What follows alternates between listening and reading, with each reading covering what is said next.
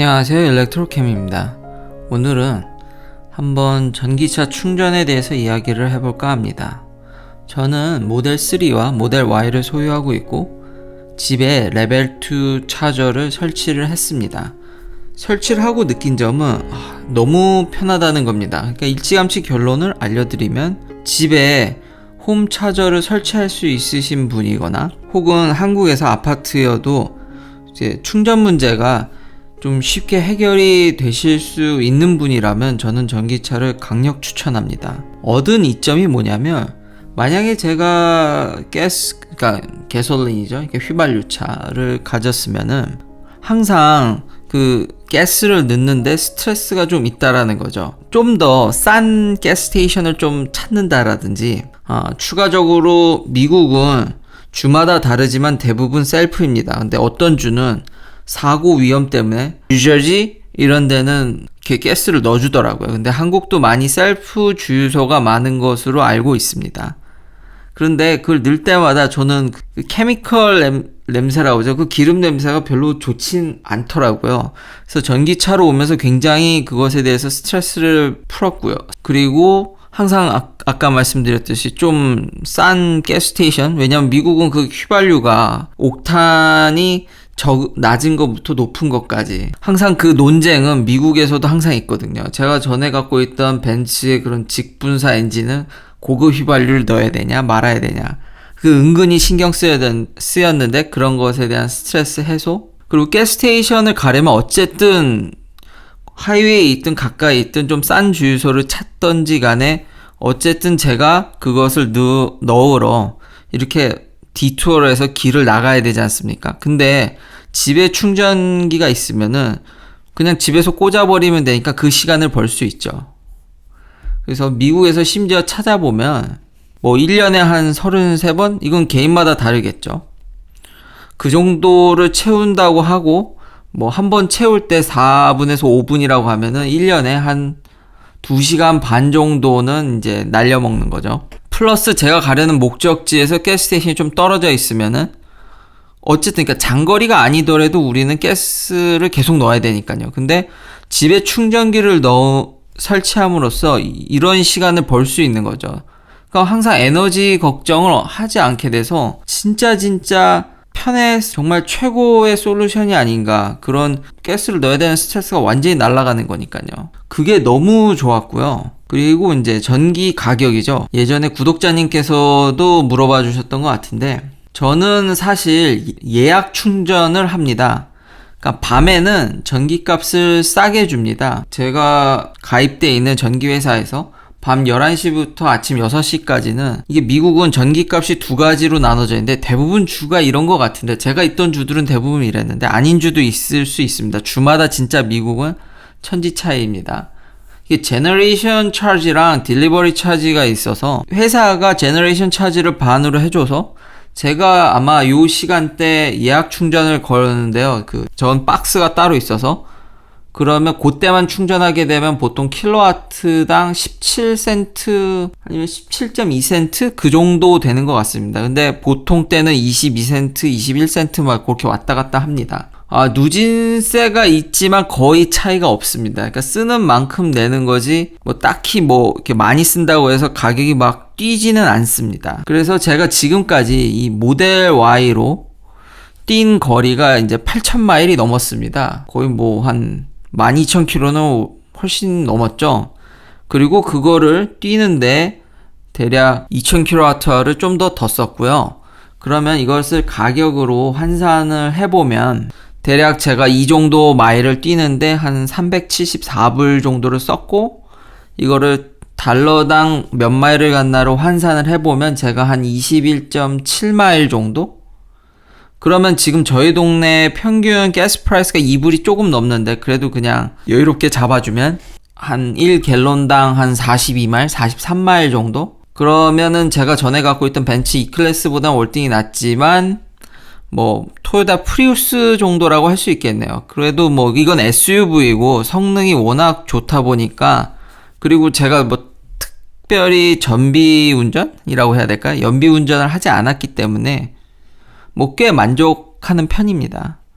그런데 미국에 한번 이렇게 전기 값을 볼까요? 이게 천지 차이입니다. 각 주별로 전기값이 너무 차이가 큽니다. 제가 있는 뉴욕은 찾아보니까 한 17센트, 18센트더라고요. 아무래도 저 업스테이트의 분들은 더 싼 것으로 추정됩니다. 왜냐하면 제가 지금 그 평균보다 더 비싸게 내고 있으니까요. 그리고 미국 평균은 제가 알기로는 킬로와트당 한 14센트 정도 되는 걸로 알고 있는데, 그래서 궁금해서 그러니까 전기가 어떻게 생산되는 게 가장 싼지, 그리고 보면 이 검은색 주들은 지금 심지어 10센트가 안 됩니다. 2019년 기준으로 지금 보면은 이게 10센트가 안 되는데, 참고로 이건 리테일 프라이스라서 레지던셜 프라이스가 좀 더 높을 수 있습니다. 그러니까 가격이 좀 차이가 날 수 있습니다.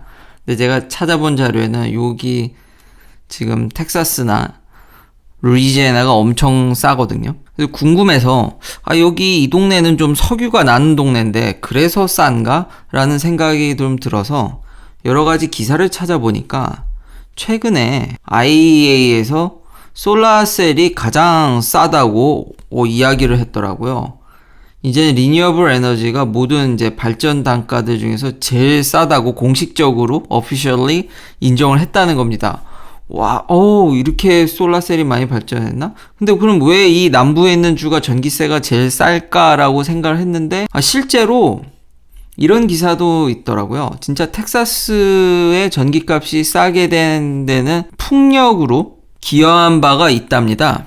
그래서 정말 리뉴어블 에너지가 많이 발전했구나라고 생각을 했는데요. 그러나 역시 루이지애나가 전 미국에서 제일 싼데요. 작년 기준으로. 역시 두 자리가 안 되는 그런 정말 말도 안 되는 가격을 보여주는데, 루이지애나는 그러면은 리뉴어블 에너지 때문에 가격이 내려갔냐? 그게 아니라 내추럴 가스가 프라이머리 소스인데, 다들 아시다시피 지금 저유가고 진짜 가스는 내추럴 가스는 남아 돌고 그 영향으로 발전 단가가 가장 낮았답니다. 역시 화석 연료의 힘은 여전히 무시할 수 없는 것 같습니다. 그러니까 이건 어떻게 측정하냐에 따라서 아직도 이게 좀 갑론을박이라고 해야 될까? 이게 여지가 참 많은 것 같습니다. 그리고 한 가지 더 알려드리면, 이거는 미국의 DOE 디파트먼트 에너지 자료인데요. 저 IEA 자료도 물론 다시 제가 좀 더 이렇게 참고를 하긴 했습니다만, 이게 보면은 이게 레인지로 주어지기 때문에 상황에 따라 참 이게 발전 단가라든지 발전소를 평가하기가 쉬운 것 같진 않습니다. Capacity Factor라고 해서 이게 뭐냐면 얼마나 reliable 하냐는 건, 얼마나 믿을 수 있냐라는 거죠. 내가 원할 때 전기를 생산할 수 있냐를 알려주는 건데, DOE 자료인데, 뉴클리어 파워가, 그러니까 핵발전소죠. 그게 가장 믿을만 하다는 거죠. 반면에 솔라는 가장 낮은 것으로 밝혀졌습니다. 그러니까 생산을 할 때 솔라셀이 싸게, 이제는 정말 놀라운 사실이지만 싸게 할 수는 있으나 이것을 믿기에는 아직 턱없이 부족하다는 겁니다. 제가 봤을 때는 현재로서는 이 모든 게 그때그때 상황에 따라 이게 대처를 해야 되니까 골고루 다 가져가는 게 아직까지는 맞지 않나라는 생각도 듭니다. 이 마지막으로 제가 오늘 살짝 이제 나들이를 갔다 왔는데 220마일을 뛰고 56kWh를 충전했는데, 아까 보여드렸듯이 제가 지금 남은 게 27마일이거든요. 근데 저는 100% 충전하지 않고 지금 90% 정도 충전하는데 280마일 정도 충전되거든요. 90이면. 그럼 남은 27을 여기에 더해봐도 247인데, 그러면 갭이 생기는데 이게 과연 맞는지, since last charge인데 전 그 중간에 충전하지 않았거든요. 아니, 그렇게 중간에 많이 까먹었단 말인가라는 생각이 들더라고요.